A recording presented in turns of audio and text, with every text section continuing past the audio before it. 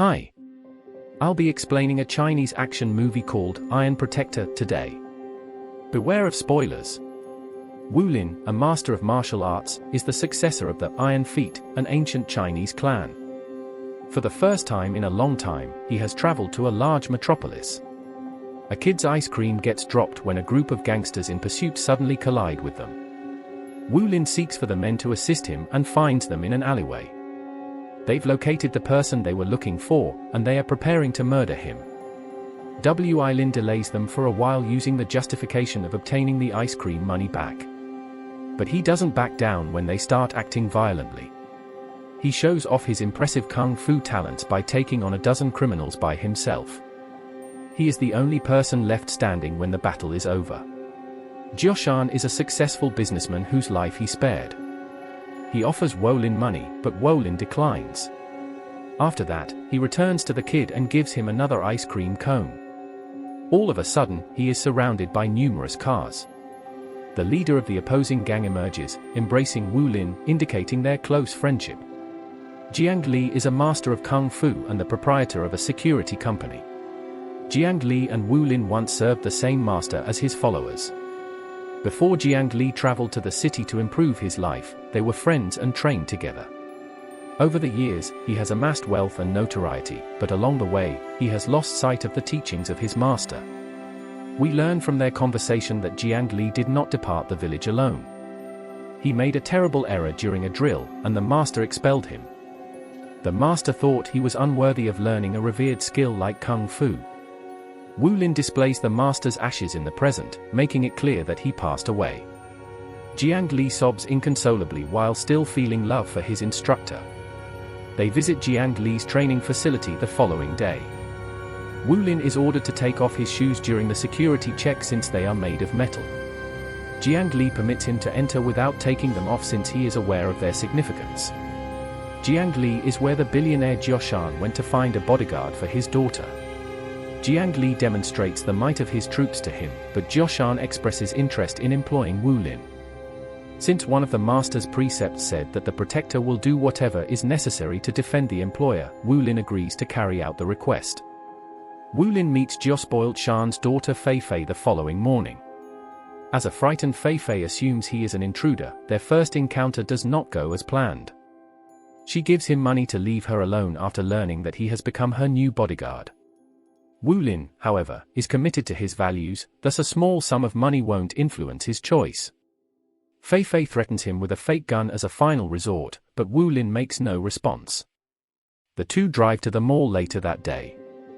He follows Fei-Fei everywhere while she reluctantly makes her way around. Then she sees some perverts harassing a female. She approaches the group's leader with assurance and smacks him across the face. She fabricates that Wu-Lin asked her to do so when the man becomes irritated. Wu-Lin says he doesn't know who Fei-Fei is just as the thugs are going to beat him up. When they take him seriously and begin pursuing her to punish her, the plan comes back to bite her.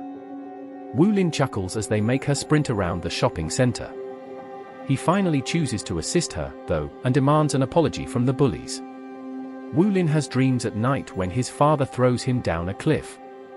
It turns out that he has also experienced the same thing in reality. His dishonest businessman father made an attempt to assassinate him when he was just 7 years old. Wu-Lin doesn't know why, but he recalls his father telling him success needs sacrifice before tossing him down a cliff. Then, Mr. Fu, a gangster, is introduced to us. Formerly Jiao employer, Shan's he is now actively attempting to have Jioshan killed. Jioshan is aware of all the criminal activities Fu has taken involved in. The gangster therefore desires his execution as soon as feasible. According to a reliable oracle, Fu's time is running out.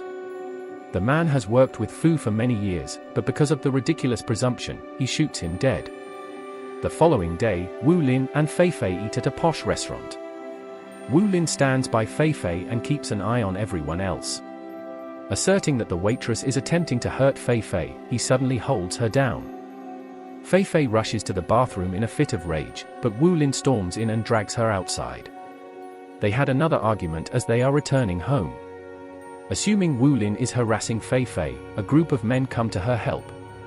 She seizes the chance to flee, but the waitress and server from earlier kidnap her instead.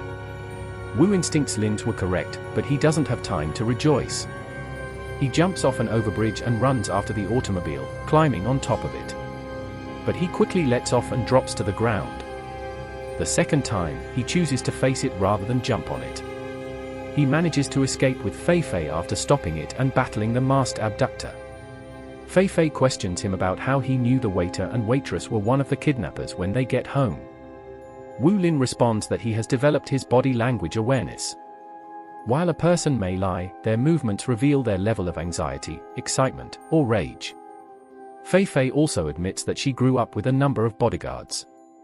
She was never given her own space or the freedom to do what she desired.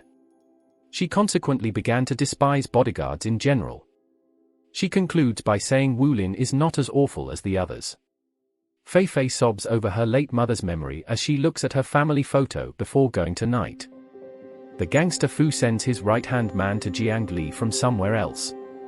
The man requests Jiang Li's assistance in killing Jioshan. Jiang Li accepts to aid them despite his skepticism. It turns out that Mr. Fu fed him and assisted him in starting the firm when he initially arrived in the city. The gangster then employs the skilled bodyguards for his own benefit, but Jiang Li is too indebted to take revenge. The following day, Jiang Li and Wu-Lin cross paths at a building site. Jiang Li brags about his familiarity with the outside world, which Wu-Lin is unaware of. Because he has connections and maintains positive relationships with them, he believes that he is superior than Wu-Lin. Wu-Lin rejects being urged to quit defending Fei Fei. The brothers are facing up against one another for the first time in their lives. Jiang Li admits that he is still resentful because Wu-Lin received the unique boots rather than him. Now that they have a chance, Master wants to see who is the superior fighter because he has always favored Wu-Lin and believed him to be a natural fighter. They start fighting, but because they are equal in size, neither can win. Jiang Li's specialty has always been a magic fist move. He uses it to hit Wu-Lin in the chest and throw him against the wall. Jiang Li eventually states that they are no longer brothers and departs. Wu-Lin takes Fei Fei to a remote home on a beach after the encounter. They train together in Kung Fu throughout the day. Wu-Lin discloses that each of his boots weighs 25 kilograms. In an effort to perfect a move known as the 108 kicks, he has been wearing them for the past 8 years. He will be more powerful than ever after he removes the boots.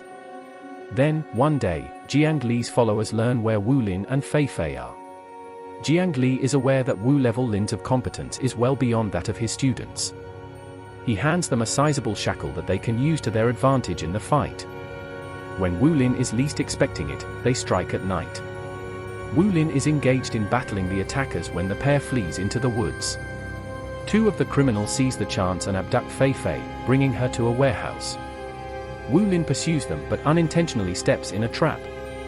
He finds it difficult to fight them because he has a handcuff linked to an already hefty leg. Nevertheless, he eliminates a number of men and presents them with a challenging challenge. They finally catch both of his legs and drive him against a wall. A man carries him to a nearby field when he is weak. Jiang Li notices his ex-brother on the point of passing away and senses a tinge of pain, but he masks it with rage. He approaches Wu-Lin and delivers a final punch to the man's chest to end his life. Then they go back to their base after burying him in a trench. The hole is being flooded as the rain continues to fall steadily.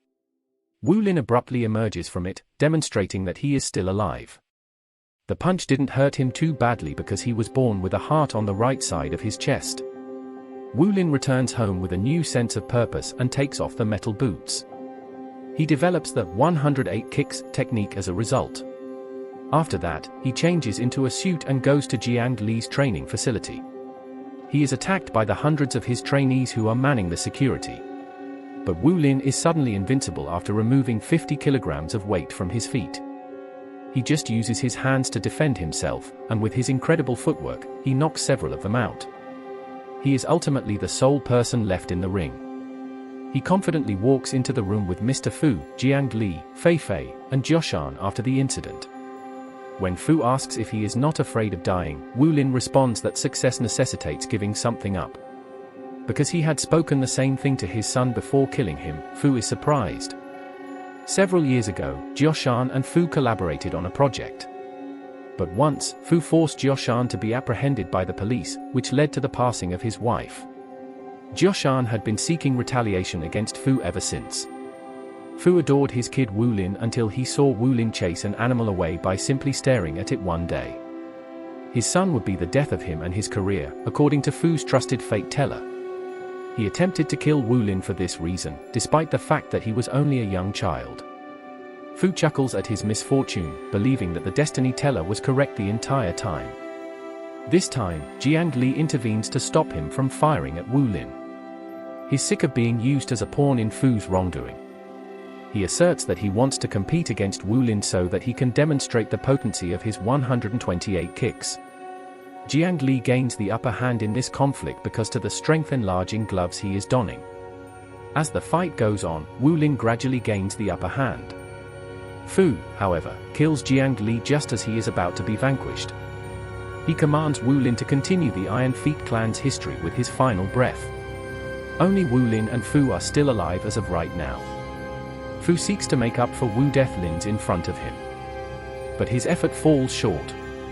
Wu-Lin charges at him with the intention of killing him but changes his mind. He has always engaged in fair combat, and the master forbids murdering an opponent. He chooses to leave Fu alone with his failed business since he doesn't want to descend to Fu's level. Wu-Lin is seen dispersing Jiang Li's ashes in the air in the final scene.